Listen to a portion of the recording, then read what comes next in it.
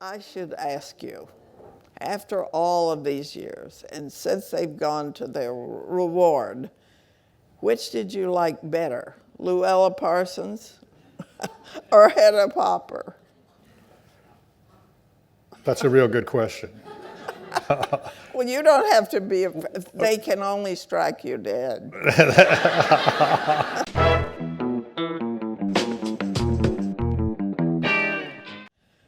Well, RJ, Robert, Bobby, whatever they call you. Yeah. They've been calling you for years. I guess our accumulated age, even though you're years younger than I am. Not many. Counts for something.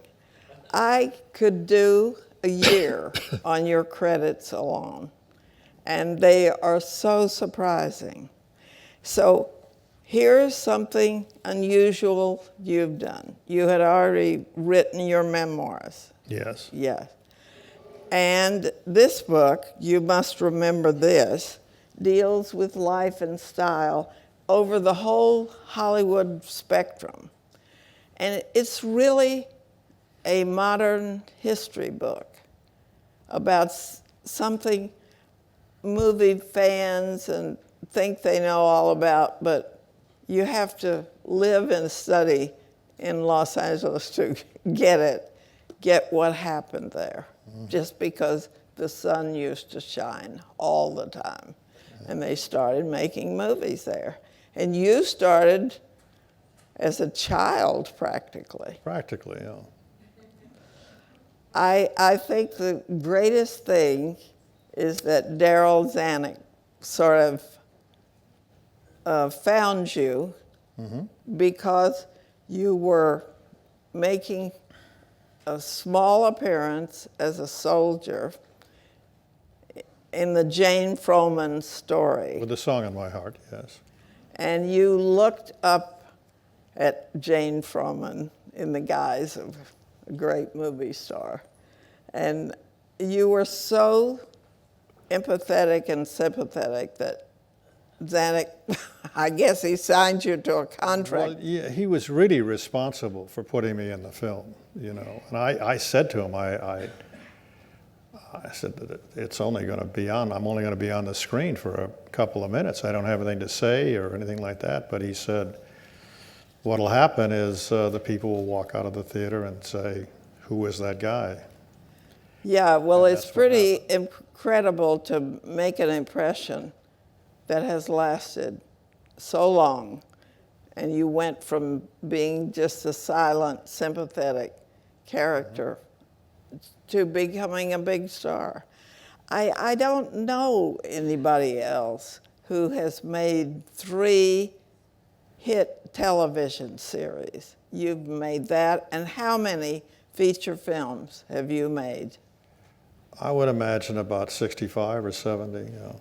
You lost count. Yeah, well, some of them I don't count. And you've been married a couple of times.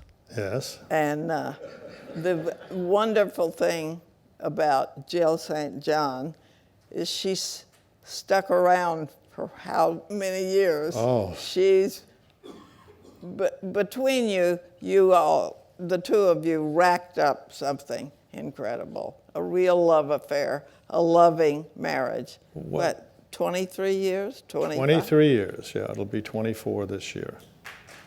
Thank you. I actually wouldn't be here if it wasn't for her, you know. Yeah, you always say that. Well, she came into my life at a very important time, and she's never left my side. She has been loyal, and I wouldn't say she abandoned her own acting career because she started as a child. She started when she was about 5 years old in radio, you know, because she could read. And a lot of the, you know, they took actors out of playing children and put children. They had to use children, real children. Yeah. So she could. And nowadays, you two live in Aspen. Yes. You've written a book about every detail of Hollywood, but you're living in Aspen. Yes, we live in Colorado and in Aspen. Okay. I think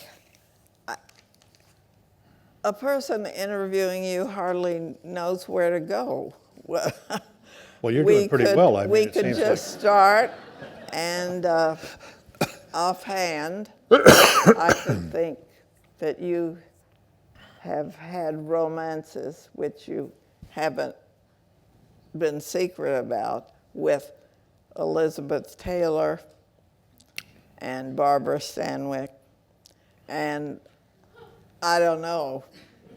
Do you want to name a few of them? No, that's enough, I think. I think that's enough. Do you believe that? Don't you want to know more then?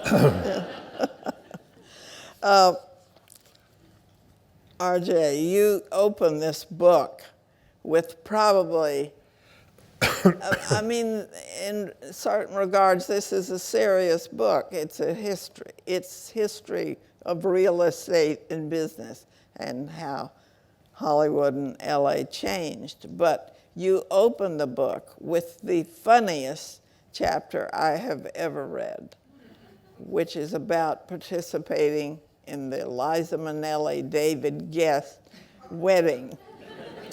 You were there. I was there. I was covered with rose petals because one of my godchild was a flower thrower, and when he passed me in the aisle, he just covered me with. That was Scott. You know, Scott Iman, who co-wrote the book with me, and wrote my other book.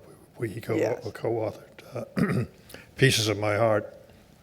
It was his concept to come up with starting it with, pardon me, with the wedding, because it was so Fellini-esque, you know, wasn't? Didn't you think it was?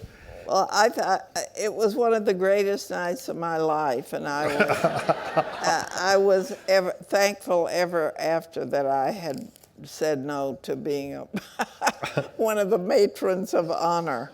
I just sat in the audience. I had such a good time. Every time you turned around, you ran into another movie star. It was an amazing wedding. I mean, it really was. The Elizabeth Taylor, Michael Jackson were the best man and the bridesmaid. I think she was the maid of honor. And that was pretty incredible in itself, to see the two of them together on stage where they milled around and acted like they didn't know what they were doing. Well, do you remember that Elizabeth forgot her shoes? Right. And they had to go back and get the shoes, and we all sat there and waited, and then when she changed her shoes, she changed them back in the priest's quarters, and Michael Jackson went back there, and Michael Jackson was besotted by Elizabeth Taylor. He just adored her. And so they said, well, Michael's back there with her, and we got to get her out of there, because by now the wedding was 45 minutes late, probably. Yeah. And everybody's sitting around, and so they said, you go back and get her. I don't know why they picked me. I mean, there was a dozen guys they could have picked. I got up, went back there, and I walk in, and Michael is at Elizabeth's feet, looking up at her, you know. And I said, Michael, we've got to go. You know, they're waiting for Elizabeth. The wedding's got to start. And he said, but I love Elizabeth. I love Elizabeth. I said, we all love Elizabeth, Michael. But we've got to go. So I got him up, and he got Elizabeth up, and off we went, and the wedding started. You remember? It was incredible. It was incredible. And then, do you remember the kiss? Oh, yes. I'll never forget the kiss. Well, David Guest was certainly a producer of himself, and he could turn them out. Oh, yeah.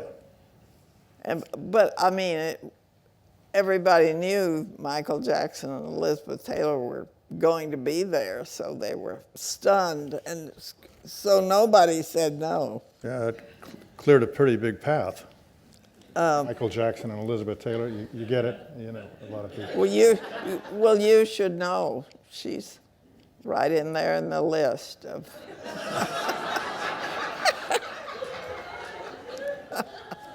Oh, One of the questions that was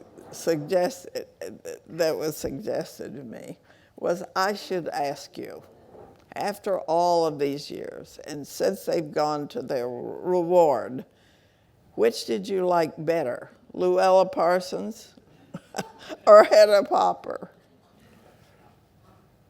that's a real good question. Well, you don't have to be. They can only strike you dead. I was a little bit more prone to Luella Parsons. She was very nice to me. I used to go to the racetrack with her, and she loved to bet on the horses, you know. And I thought, well, maybe she had some inside information. I lost a lot of money.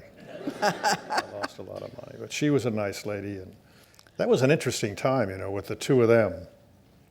Right. They really had control of Hollywood. They really, in the gossip area. You know, I went out there one Christmas, and I was invited to Luella's, and she had a whole living room that we couldn't get into.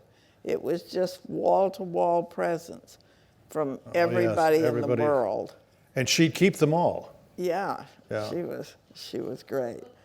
Well, I mean, she was great in that her power was just overwhelming. Well, she had so many newspapers, didn't she? I mean, Yes. she was syndicated in so many papers, and she really started it, don't you think? Didn't she really start the gossip thing?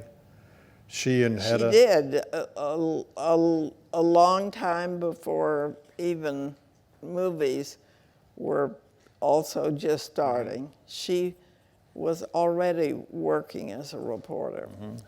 And, you know, she was married to a rather infamous doctor who once was drinking, and he fell off the couch onto the floor. And she said, "Oh, leave him alone. He has to operate in the morning."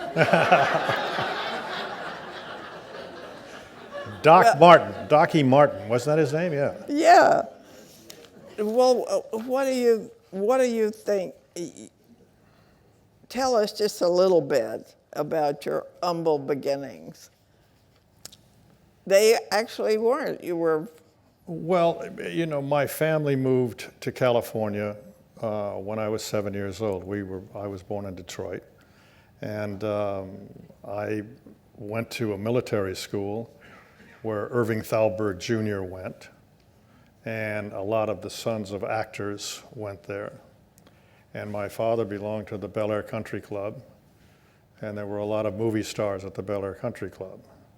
And I loved the movies, and I'd go every Saturday, and I'd see these actors on the screen, and we opened my other book, Pieces of My Heart. Scott and I opened the book with my hiding in the bushes at the Bel Air Country Club and watching four men come down the fairway after hitting their tee shots, and those four men were Clark Gable, Cary Grant, Fred Astaire, and Randolph Scott.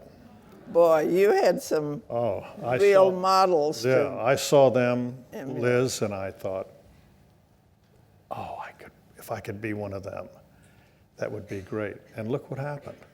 You know, it's a higher power or something. I don't know. It's just destiny. Clark Gable took me to MGM later on when I got older. Randolph Scott was always so very generous to me. Cary Grant became a friend of mine, a very good friend. And Fred Astaire. He affected your manner of presenting yourself. You're always so well dressed. Big influence, tremendous influence. And Fred Astaire, I played his son in It Takes a Thief.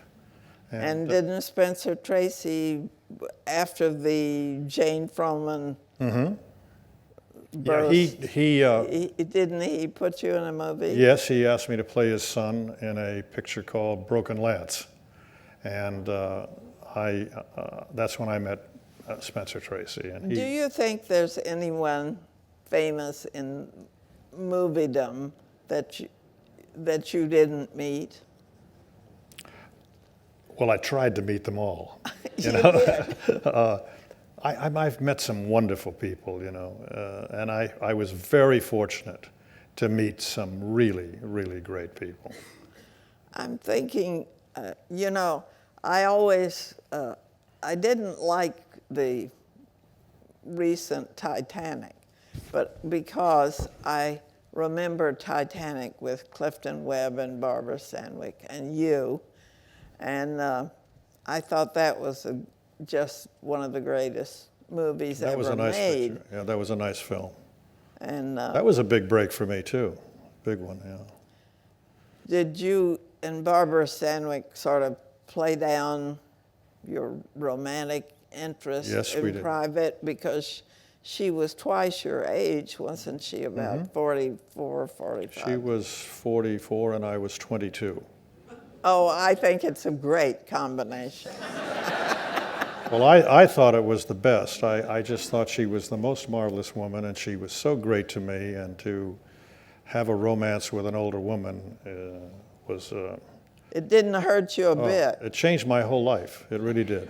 It really changed my life. She was so wonderful to me, and took it just in a lot of ways. She helped me out with how to act, how to behave, how to take a script, how to break it down. She was very, very bright. There's a marvelous book that's been written on Barbara by Victoria Wilson. It's a big volume. It takes it from the beginning of her life here in New York and to 1940. And she's now working on the second volume, 1940 to... And she hasn't even gotten to Hollywood yet. has oh, she? yeah, she's gotten to Hollywood. Oh, Yes, yeah. Well, she made one of the greatest films ever, Double Ended. Wasn't that a great picture? Unbelievable. Billy Wilder.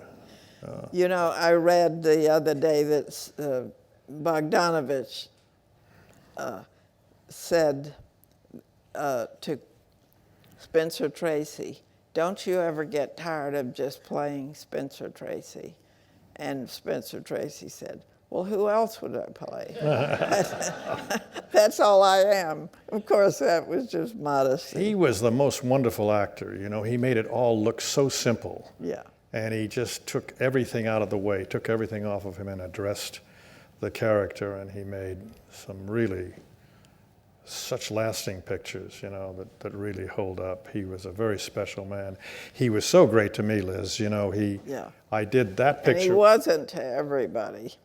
I didn't look around about that. No, but I mean, he had his problems. Oh, yes, he had his problems. Interior demons. Yeah, he did, and we all have those. And he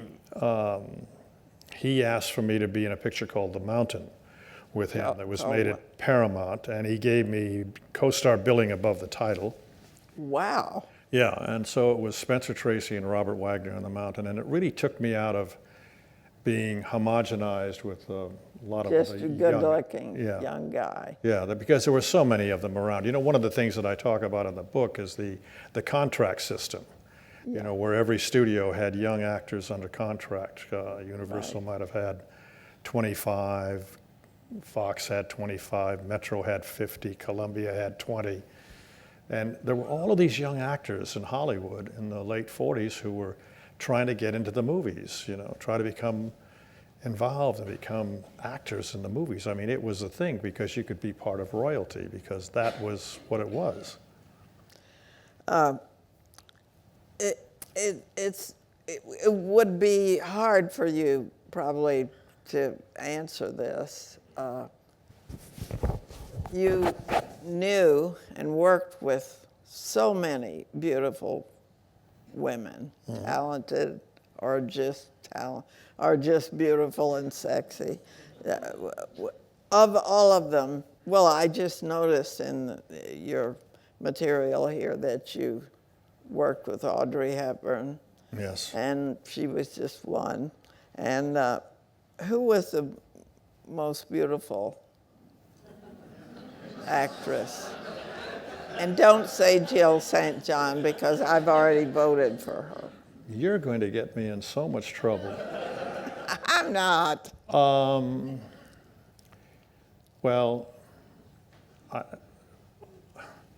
Audrey was a very special lady. She was a very wonderful woman in every way. I mean, everything that she did, she was reflected in her. Yeah.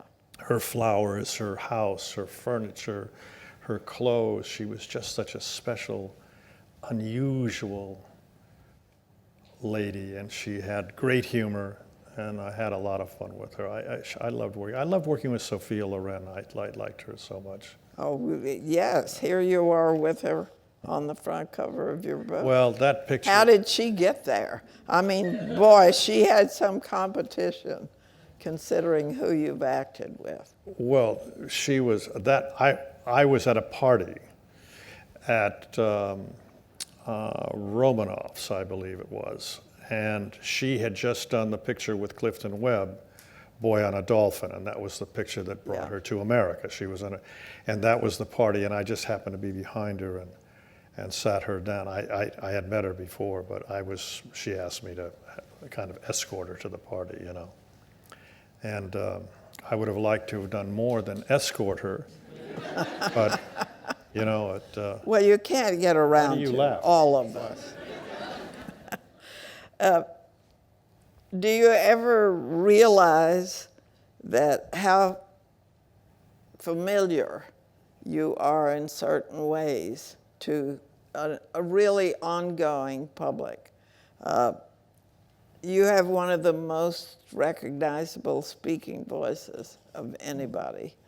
And you have never stopped working that I can perceive. Maybe you've goofed off a little bit, but I don't know. You went from those early things that we've been talking about, being discovered, right up to now, the Austin Myers movie where you're the villain. Austin Powers, yeah. Oh, baby. Huh? You know. Oh, baby. Yeah, right.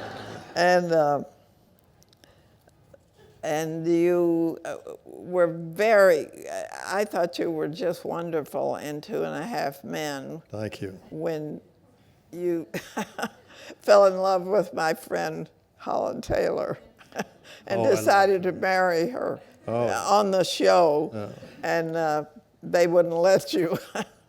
I had one of the greatest lines that I've ever had that Chuck Lorre gave me. I got involved with Holland, which was the mother of the 2 boys, and they loved me because I had my own airplane and had a lot of money, and I take them to Vegas. And I go to Vegas, and on the way to Vegas, I tell them I made a bet on a fight. I put $5,000 down on this fight, on this fighter. So we go to the fights, and I'm sitting in the front row with the 2 boys. They ring the bell for the first round. The fighter comes out, and he gets knocked out right in front of us in 8 seconds, right? And I turn to the boys and I say, it takes me that long to start to pee. One of the greatest lines I ever had.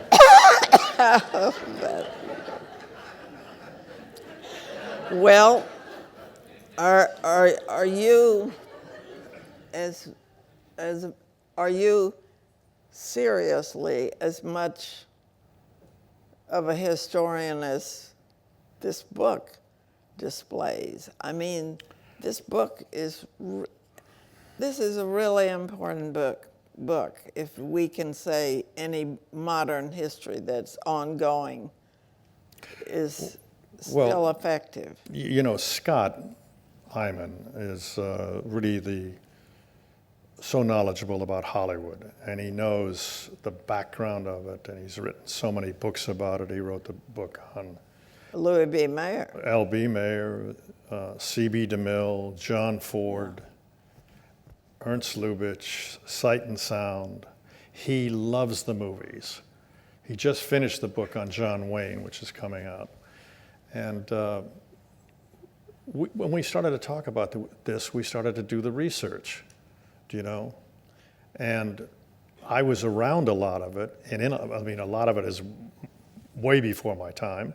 Yeah. But I stepped on the same places that all of these famous people did, and I got a piece of the last of the golden era. You know? A lot of eras. Yeah. You've been, but you've been you know, and I was there when it all dissolved. You know, and I work with a lot of people, Liz, that are younger than me, and they ask me about what it was like, the contract system, and you know, the studios and all of that. And I always, you know, I tell them about it. They're so interested in it, and I thought, you know, this could be an interesting book to talk about and write. And I talked to Scott about it, and he said, "Yeah, let's sit down and."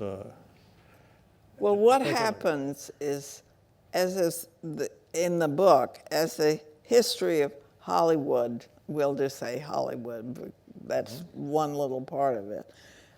As that is going on, you bring in all of the famous, or as many of them as you can, all of the famous big stars that you knew well or had romances with or emulated or tried to work yourself up to their style or whatever. Right.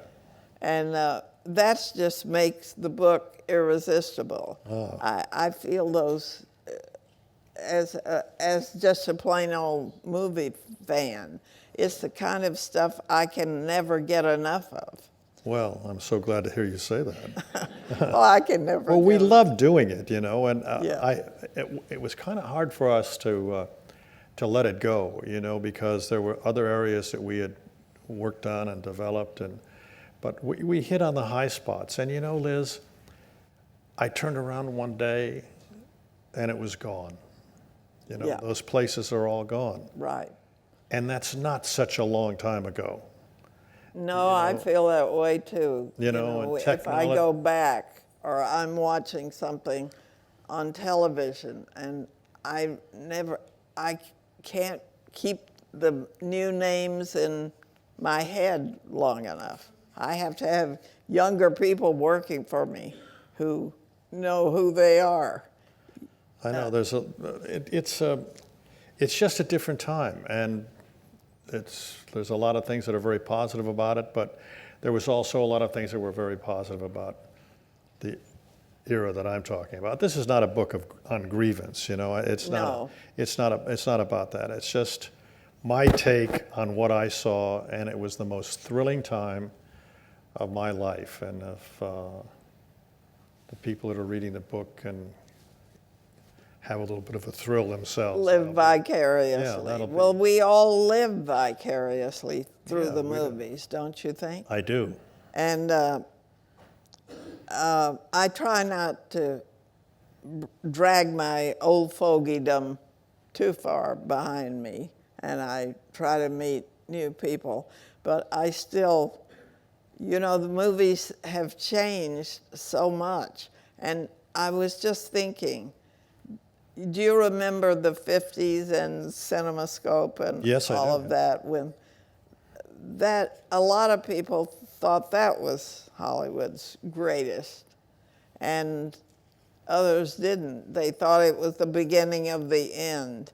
Yes. Like they thought television would kill movies. Well, television now presents movies. But they've always felt that, you know, when silence, that's right. You know, sound came in, they thought that was the end. They didn't want to go into color. That's true. You know, they've always had a resistance about that. You know, speaking of CinemaScope, there's a picture in the book of the old trolley cars that used to run up and down Hollywood Boulevard. And there, in this one picture that I found, I just happened to be looking at it. It goes by Grauman's Chinese, and there's my picture beneath the 12-mile reef in CinemaScope on the marquee. Oh, that's great. So I put it in the book. Are you in the handprints and the... No, I'm not. No, I'm not there. Well, I'm not on the Hollywood Walk of Fame, and I'm extremely should be. irritated about it. You should be. I'm gonna see about that. I'm on the Hollywood Walk of Fame. You should be there. Of course you are. You know, Hollywood has always been riveting to people because it's supposedly so wild. There aren't any nice, civilized, normal people there. Everybody in the movies is crazy. Crazy, yeah. And do you think things have changed? Is Hollywood? I think there's some crazy people around. Yeah. some crazy people, but isn't that wonderful? Absolutely. We're all because little. otherwise, you know what Joan Crawford said. You want me to be like the girl next door? Go next door. Yeah, I remember that. That was a great line, huh? Yeah, it's wonderful. You have a absolutely fabulous story about her in here. Billy Haynes at the time was, I guess, at the end of the 20s, 30s. He was perceived by the studios to be gay, and so that ruined his career, or he thought it was going to. So he became a decorator to all of these people, and he was a handsome, evidently, he was really before your time. He was before my time, but I did meet him. And he was also a very big leading man. He was one of the biggest. Yeah, he was really going Silent places, but you know, prejudice catches up with some people. And so he got Joan Crawford as a client, and you tell this great story where she had a collection of all the dolls that she had. She never had a missed doll. She never as had a dolls when child. she was a kid. Yeah. And she also had a lot of oil paintings on black velvet. And she didn't know this was a no-no. And he said, I can't decorate your house until you get rid of all this shit. So she was smart. She was a real survivor. Boy, she was a real survivor. She did a lot of movies. She had the biggest head of anybody. Did you ever notice that? The size of, the length of her head? She was staggering. Oh, yeah. I Beautiful. once spent Christmas Day in her house. Oh, really? And she was just great, but she wouldn't let her children open any presents because it was too distracting for the luncheon guests. Really? And I felt so sorry for those children. They were looking at their presents, but they couldn't touch them. Really? I mean, she had a lot of quirks. We should have had that in the book. Who was the best dressed man of Hollywood? Because we know now that there is no such thing. People try to look as bad as they can. You see them all the time coming out of cafes and restaurants. They look like bag people. Some of them, yeah. Some of them, not all of them. I mean, you know. Would you give Cary Grant high marks? I would give Cary Grant the highest marks. I'd give Fred Astaire high marks. Oh, yeah. Gary Cooper. You know, Gary Cooper was really a well-dressed he was man. fabulous. Yeah. And he had some Now fabulous... that was real style, you know, and they were so individual. Their styles were not alike. They didn't wear the same kind of clothes, or, you know, they weren't label conscious, so to speak, you know.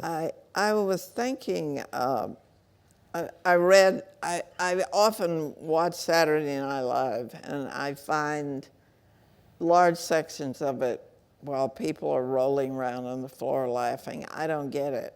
I don't know why it's funny.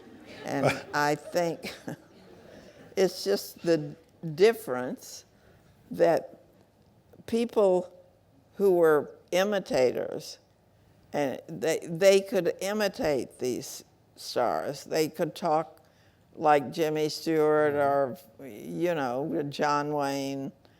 And you can't imitate stars today. They're not individual enough, I don't think. Yeah, I think that's an interesting observation, although Mike Myers you could imitate. That's true. $1 million. Are you going to make, are they going to go on with that? I don't know, I wish he would. I have my patch still, I have my, Well, you know, that opened up a whole new... You're a really bad person in that. Well, yeah, it's a very interesting role. He wrote it for me, and I kind of thought, you know, it's interesting to play number two. I've worked all my life, 60 years, to become number two. But I love the role. I love the character, and I hope he does make another one, because everybody that did it, they loved it. He epitomized that silly period of, you know, being super cool and sex, drugs, rock and roll. They didn't quite get it, you know, at the beginning. The people that made the picture, they thought it was going to be a disaster. And the tape, you remember the big size tapes? What do they call them? The big ones that were like that. You know, the which ones? Yeah, that's right. All the kids picked up on it, and they went to the video stores and bought the tapes, and then they suddenly realized what they had. I mean, can you imagine them sitting there watching the film that's being shot on Austin Powers? They must have thought everybody was crazy. But what a series of pictures. Great. He's a brilliant man, Mike. He's he wrote and created all those characters. Questions? Questions. Oh, here's a good one. From Durham, North Carolina, what is your most memorable film? Can you pick one out of how many? 45? I can tell you what it is. I love doing the Pink Panther. It was such a wonderful experience. Great. You know, working with David Niven and Peter Sellers, and seeing Peter Sellers put that character of Clouseau together, and it just felt, you know, like it was going to be a hit. And it was so exciting, and it was a big hit, and the series of pictures turned out to be so well received and interesting. You know, Peter Sellers was not the original choice to play Clouseau. It was Peter Ustinov, and Blake, who wrote the script and created the character, always wanted to have Peter Sellers. And Peter Ustinov said, you know, I don't understand this script too well, you know, and I don't think I know where it's going to go, and I don't like to ad lib. And Blake said, fine. Remember when they were dressed as animals? Yes. Trying to drink out of the punch bowl? Yeah, that was me. Well, here's West Palm Beach. What do you think of today's movies? Oh, I think there are some wonderful pictures. Particularly this year. I beg your pardon? Particularly this year, yeah. I thought there were some great movies this year. I mean, Wolf of Wall Street I thought was wonderful. I thought Nebraska was great. Yeah, they were Matthew all, McConaughey, I mean they all had something. Oh, they were great, and they took great risks, you know, to make those films. And I'm glad that the audience responded the way they did to them, because... Well, are we going to see you making more trouble on NCIS? I hope so. Because... Thank you. I made a little trouble last week. Oh, you did? Yeah. Because the lady who came with me said, he always does something that drives everybody crazy. Wonderful writing. You know, they run that company so beautifully, and Mark Harmon is a very special human being, and all the people that are involved with the show, they've been there for years. The caterer, the people that supply the food. They've been there from day one, the drivers, electricians, a cameraman. The operator's been there from the beginning, and it's their 12th season.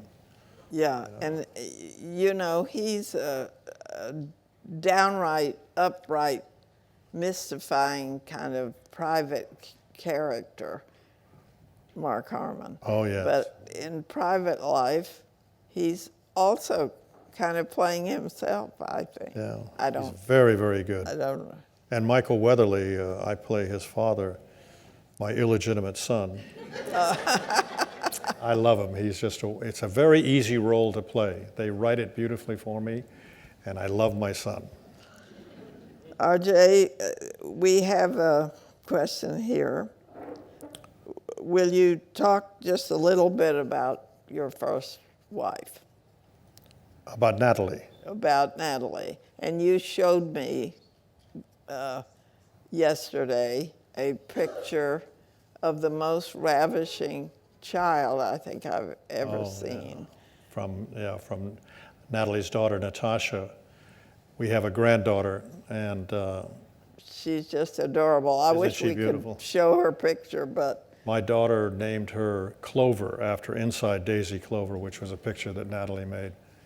And my daughter, Natasha, she always loved that picture, so that's the name of our granddaughter, and she is beautiful. Well, Natalie was a very special lady. I mean, she had a God-given talent. At 5 years old, she was in a movie with Orson Welles and Claudette Colbert. Played a little, where he played a Nazi. Yeah, she played a little German girl, had her hair dyed blonde, and an accent, created an accent. I mean, she had a tremendous ear and had the ability to be able to do different dialects, and she understood the films. She understood film. When she'd take a part, she always had an arc. Knew where it was going to go, and had a great brain for film. I met Natalie after she made Gypsy, and she saved the film. She was she was really good great at it. in it. Yeah, she really was good. I was thinking she was funny and witty and wicked, and I was just thinking, she's one star who I've never heard anyone say a word against her. Everybody loved her. Yeah, from she was beloved. Robert Redford on. Yeah. They all adored her. Bob just did a tremendous tribute to her on Turner Classic Movies. Oh, really? Yeah, to some wonderful film clips of her from when she started, and he narrated it, and it was really a very special piece. My daughters loved it, and she just had a quality that was so special. I mean, she was so marvelous in Splendor in the Grass. That was a great Yeah. character. That I know that Jill was so fond of Natalie herself, having grown up as a ballet student with her when they were Well, the the ballet class consisted of Natalie, Yeah. Jill St. John, and Stephanie Powers. Oh, right. Right. Oh, So the chapter in the book, Jill came up with the title that we put in it was, "And He Married Them All." yeah. I was going to say, you really have kept your women close to you. And you married Natalie twice. Yes, And Jill is just waiting to divorce you so she can marry you twice. I know. Well, you did a movie with Debbie Reynolds and Bing Crosby. Yes. And I can't think what that is, but I'll bet you know.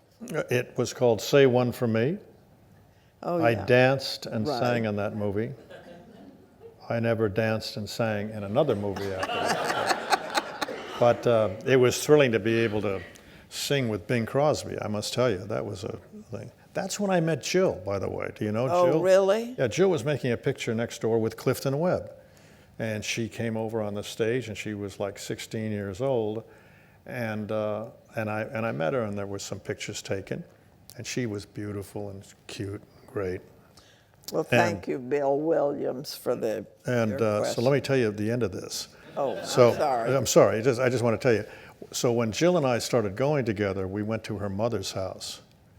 And I said, Betty, you know, I met Jill when I was doing this picture with Bing Crosby and Debbie Reynolds. And she said, I know, I have the picture. She used to keep all of Jill's pictures and everything. So out she came with this picture of us. The How first time great. I ever met her, yeah. Well, here's another person. Gilda wants you to be back on NCIS. Oh, yeah? Do you think that's the Gilda that Rita Hayworth Oh, played? I'm going to take that to the producers. Thank you. Here's Hubble Gardner, who asks, were there any roles that you wanted that you didn't get? I think you've pretty much gotten everything you've ever wanted. Well, there's a few that I really, I did 2 pictures with Paul Newman and Joanne, and I really liked them so much. Paul Newman was one of the really great people, and I loved him very much. And when Butch Cassidy and the Sundance Kid came up, I really would like to have had that role, and Bob Redford got it, and he was great. He was the 2 of them were sensational in that picture. It really But that's made one him that I a wanted to do. grand superstar.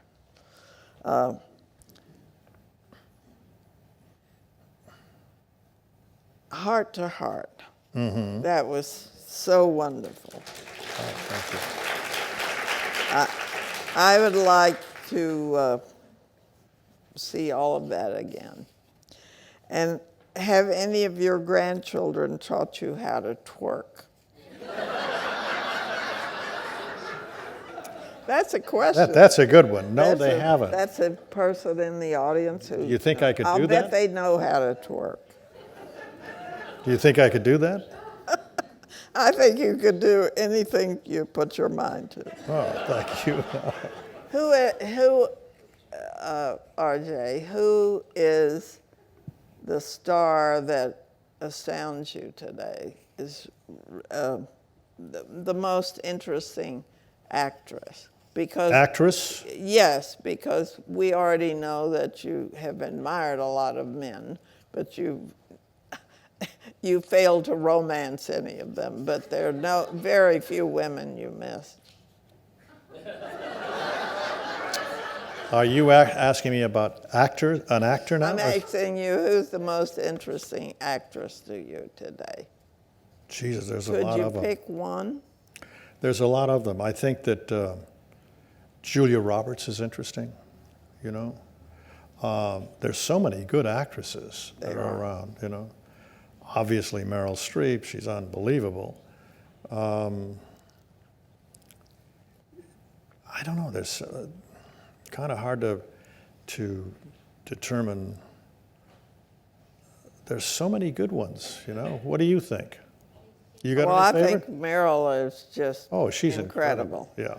And for glamour and the sort of referencing back to how glamorous movie stars used to be, I think Yeah, she's very special.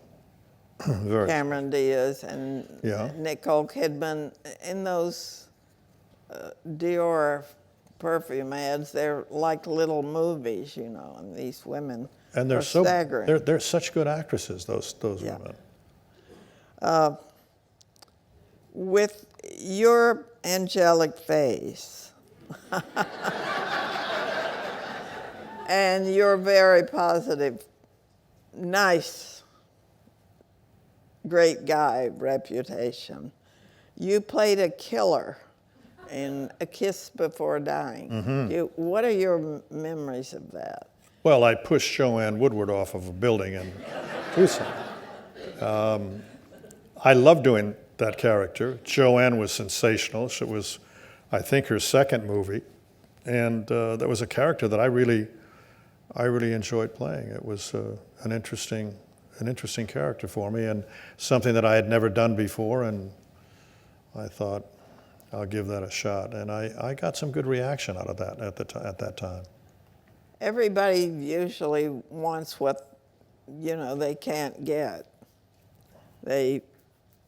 The young romantic leading men want to play villains, and vice versa. Well, they're great roles.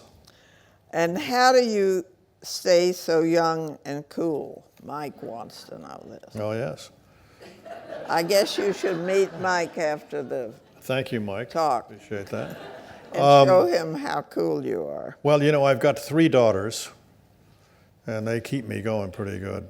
They keep me up and constantly remind me that, Daddy, it's the 2000s. It's not, you got to keep up with what's going on. So I try to do that. But thank you. That's a very nice compliment. Thank you.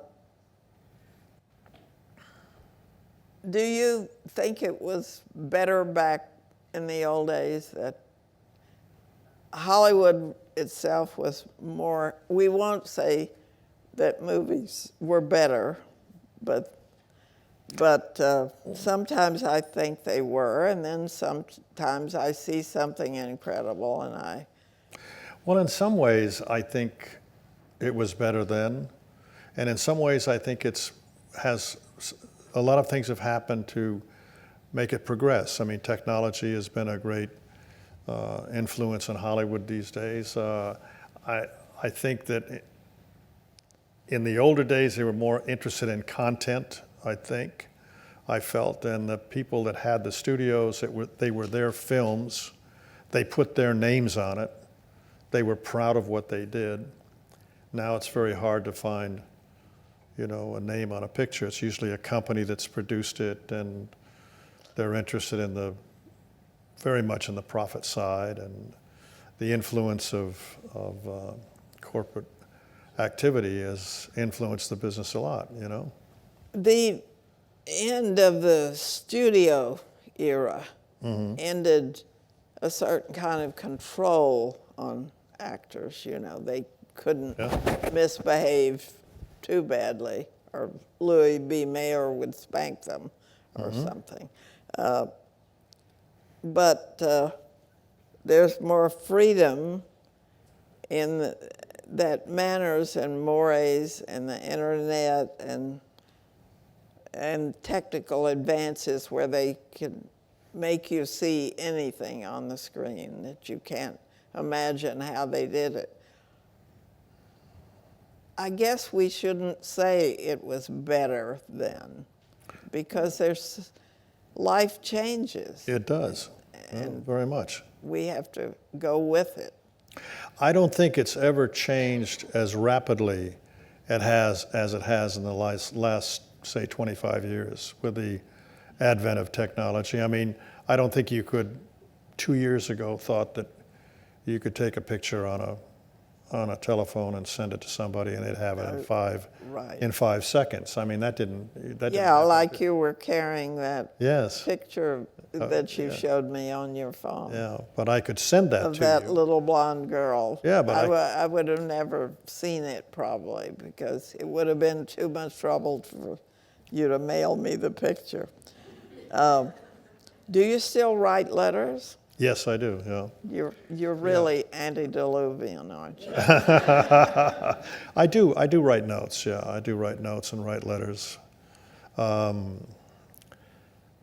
It's something I really like. I think it's good that it comes out of your hand and onto a piece of paper. And but I also text a lot. I do that too. I see that we left something out. Your career has gone in 10-year increments, but you, in the 60s, you sort of abandoned Los Angeles, and you went, you made movies in Europe. Well, Liz, there was a series of circumstances that happened. a lot of, most of the people, the executives that I knew that were at Fox had left the studio. Yeah. And it was at the time when the studios were really falling apart, you know, internally. And Natalie and I had gotten divorced and were in the process of that, and I just decided to go to Europe, where all the really wonderful pictures were being made then, if you remember, you know, in England and in Italy. And I went there, and it worked out to be very well for me, because I did the Panther, and I did the War Lover with Steve McQueen. Oh, yeah. Yeah, I did several pictures there that were very good. I did a picture with Raquel Welch, and I sort of miss, you know, that European influence. It seems like movie making in Europe kind of fell by the wayside for a while. Maybe it's coming back. I hope it does, because they made some great pictures and great quality, interesting stuff. And, you know, they can make a movie anywhere now. Mm-hmm. And every state is vying for the right to have movies made in their state, even places like North Dakota. Right. You know. Well, they give you subsidies that are very, Yes. you know, Now, we haven't forgotten a movie called All the Fine Young Cannibals. Remember that? oh, yes, I do. Natalie, Susan Conner, a wonderful actress, Pearl Bailey. George Hamilton. Oh, George Hamilton. Right, I forgot him. I can never forget George. I didn't think you could. That's why I brought that up. He would be awfully unhappy if we forgot him. And you played a jazz trumpeter based on Chet Baker. A bit, yes. Do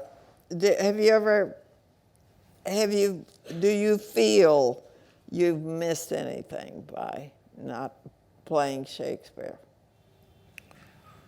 No, I tried that a few times, and I found it very difficult to identify with it, so I just stepped back from it. You were American all the way. Well, it's a whole different approach. You know, we had that in class, so we used to take classes and play Shakespeare and do, but I was never very good at that. The rhythm of it, and I never thought of myself as a classical actor, you know. Was that your question, or from No, somebody else? that was my question. The audience stinted us on questions. You know, I mentioned that very few people have had 3 successful television series to follow on, no matter how big a star they were in feature films. And I was thinking, with Heart to Heart, it takes a thief and Switch. But I don't seem to remember Switch. I must have been asleep at the switch. What was that? Well, Switch was a show that Eddie Albert and I did. Sharon Gless was in it, and a wonderful man called Charlie Callis. And it ran for 3 years, and that was the end of that one. But I loved that. That was a good character. It was interesting.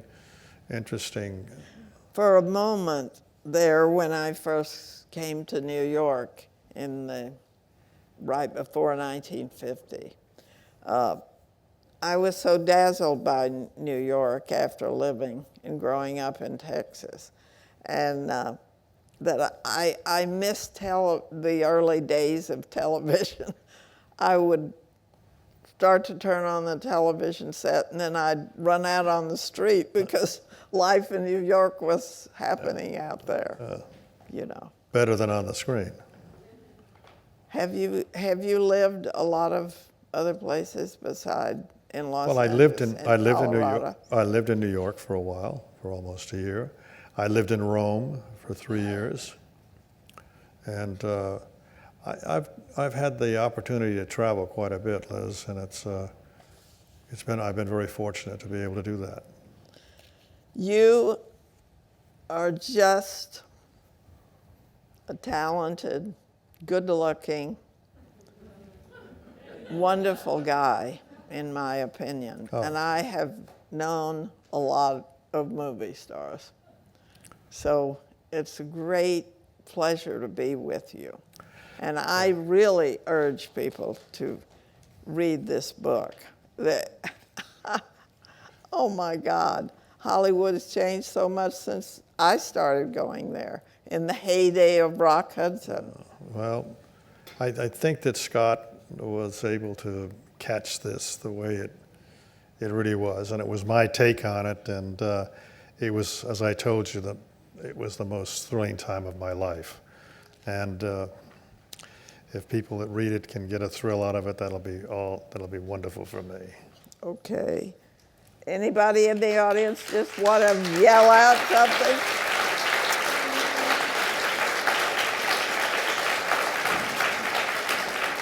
I don't think anybody spending time with you could ever feel that they were stinted. You're a wonderful experience. Oh, thank you very much, Liz. I appreciate that. And I not only admire you, I love you. I've known you so long. Thank you.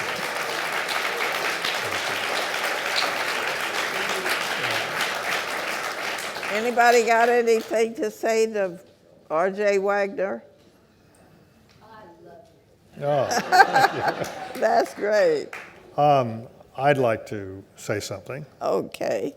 I want to thank you very much Oh.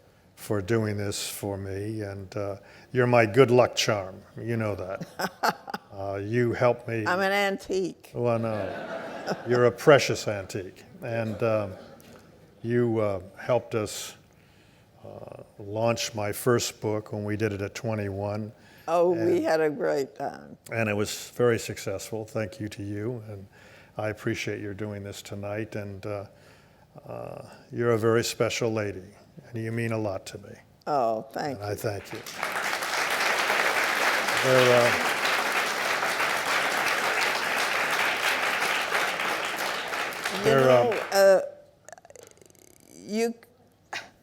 The average person who meets a movie star or any kind of performing star, sometimes they're so disappointed usually, because people are not the characters they play. Mm-hmm. And I always think it's great when you can live beyond people's expectations, which you have done. And you have been a wonderful husband and father. And there you are, learning to ski again in Aspen. Thank you so much. Well, don't you think we should make Jill stand up? I was going to do that. I was going to do that. Where are you, Jill? I'd like to make a couple other people stand up. There's my beautiful wife, Jill Santana.